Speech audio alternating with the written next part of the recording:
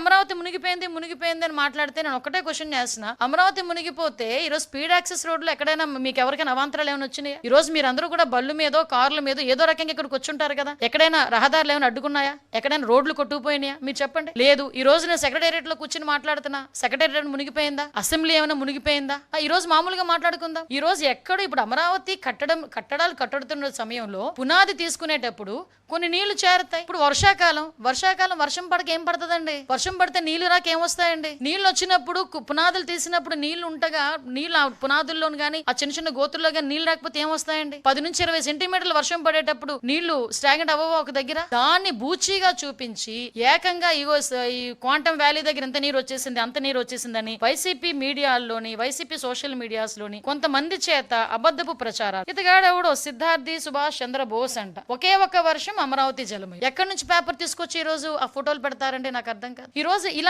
ఇలాంటివి సోషల్ మీడియాలో వేసి ఇగో దీని గురించి అమరావతి కోసం 3 రిజర్వాయర్లు ఎందుకు, అమరావతిని ఒక రిజర్వాయర్ గా కడితే పోలే, ఈ మూడు పంటల పండనేలా రిజర్వాయర్లు నీళ్లు పుష్కలంగా ఉండే కదా. అంటే ఇలాంటి ఒక రకం